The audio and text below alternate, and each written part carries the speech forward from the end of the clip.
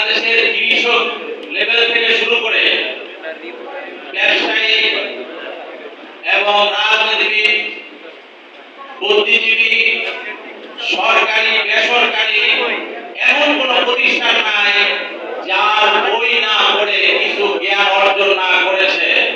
তিনি হলেন এফবিসিসিআই সাবেক সভাপতি আব্দুল আল মিন্টু সাহেব।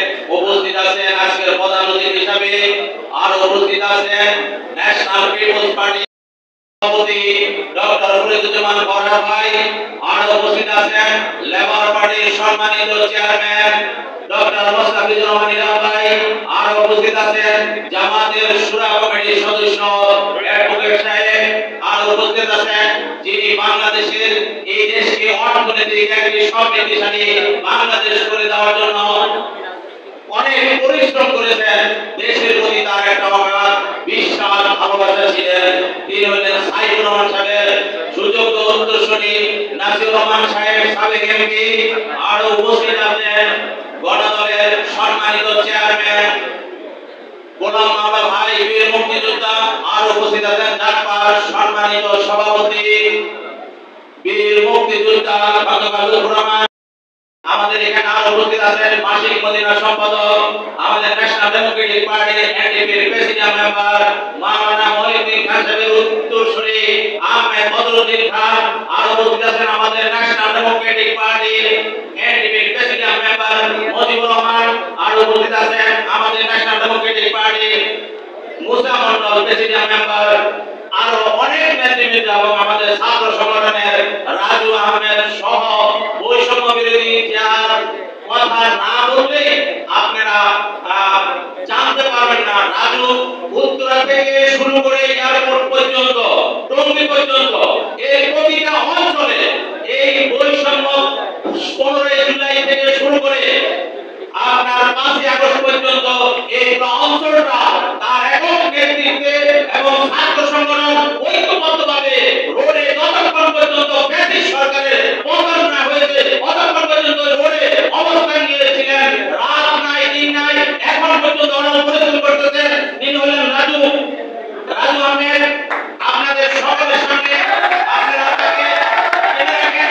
আমরা এখন দেখতে পাচ্ছি যাদের কোনো নাম শোনা যায় না, এই রাজু এখন পর্যন্ত পরিশ্রম করে যাচ্ছে ফ্যাসিস্টদের বিরুদ্ধে। কি করেছে এটা বাস্তবতা আমি দেখেছি। তামিলনাড়ু এই বাংলাদেশের এমন কোন বিষয়ে প্রতিটা জায়গায় তাদের একটা পলিটিক্যাল আছে, সম্মান আছে, ইজ্জত আছে, কিন্তু ফ্যাসিস্ট শেখ হাসিনা তামিলনাড়ু সারা জায়গায় তার মাথায় আঘাত করে তাকে হত্যার উদ্দেশ্যে ঘটাতে আঘাত করেছিল। সেই আমরা বলেছিলাম আমরা এই অবৈধ সরকার ফ্যাসিস্ট সরকারকে বিদায় না করা পর্যন্ত আমরা ঘরে ফেরত যাব না। আমরা ঠিক আমরা অন্তর্বর্তী সরকারের কাছে একটা দাবি জানাবো। আপনি 3 মাস অলরেডি অতিবাহিত হয়ে গেছে, আপনি 3 মাসে আইন শৃঙ্খলা এখন উন্নতি করতে পারেন নাই, আপনি কোন সমাজের কোন বৈষম্য এখনো দূর করতে পারেন নাই। আপনি দেখা গেছে বিভিন্ন মানুষের নিরাপত্তা দিতে ব্যর্থ হয়েছেন। আপনি ইতিমধ্যে আমরা দেখতে পেয়েছি আমার মা ভাই বোন এখন পর্যন্ত নিরাপদ নয়। আপনি রাস্তাঘাটে অরক্ষিত অবস্থায় ফেলে রেখেছেন। আমরা পরিষ্কার ভাষায় বলতেছি ছাত্র জনতার যে গণ অভ্যুত্থানে এই বাংলাদেশ স্বাধীন হয়েছে এবং আগামী দিনে ছাত্র জনতার নেতৃত্বে বাংলাদেশ চলবে। কোন আপনার কোন ফ্যাসিস্ট আবার বাংলাদেশের সরকারি সংস্থা জোর করে বলতে পারবে না। আমরা আরেকটা কথা বলতে চাই, আমরা ডক্টর ইউনূস সাহেবকে একটা কথা বলি, আপনি নাইট টোকেন নিয়ে আসবেন ফারুক সাহেবকে। ইতিমধ্যে ছাত্র জনতা এটাকে না বলেছে এই ফ্যাসিস্টকে, এই ফারুক সাহেবকে অবিলম্বে অপসারণ করতে হবে। জনগণের ট্যাক্সের টাকা দিয়া কোন ফ্যাসিস্টের কোন দালাল এই গভর্নমেন্টে থাকতে পারবে না। কেউ বলে ডক্টর ইউনূস গণঅভ্যুত্থানের সরকার, আবার কেউ বলে স্বৈরাচারের অভ্যুত্থানের সরকার। আমি বলবো এই অভ্যুত্থানের ভিতরে তারেক রহমানের যেভাবে ভূমিকা ছিল ঠিক একইভাবে ডক্টর শফিকুর রহমানের ভূমিকা ছিল, ঠিক একইভাবে আব্দুল আল মিন্টু সাহেবের ভূমিকা ছিল।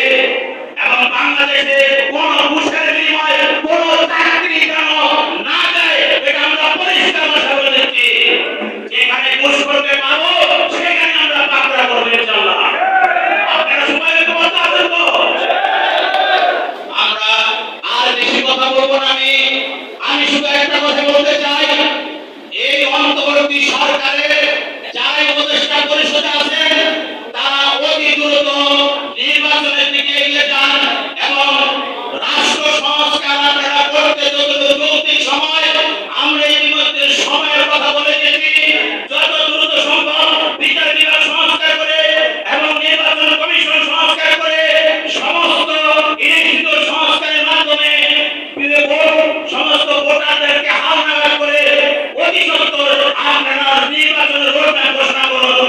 আর তা না হলে মনে রাখবেন এই দেশের জনগণ গণতন্ত্রের জন্য রক্ত দিয়েছে, গণতন্ত্রের জন্য লড়াই করেছে। যদি মনে করেন আপনারা জোর করে বসে থাকবেন, এদেশের মানুষ রক্ত যেহেতু দিতে শিখেছে, রক্ত আরো দেবো মনে রাখবেন, কিন্তু কোনো ব্যাটিসকে এদেশের ক্ষমতায় বসতে দেবে না। জনগণের ভোটে নির্বাচিত সরকার বলবে, এটাই ন্যাশনাল ডেমোক্রেটিক পার্টির দাবি এবং অঙ্গীকার। আগামী দিনে ইনশাআল্লাহ ন্যাশনাল ডেমোক্রেটিক পার্টি সারা বাংলাদেশে ঐক্যবদ্ধভাবে আছে এবং থাকবে এবং গণতন্ত্র প্রতিষ্ঠা না হওয়া পর্যন্ত আব্দুল মালিক মিন্টু সাহেবকে বক্তব্য দেওয়ার জন্য অনুরোধ জানাচ্ছি।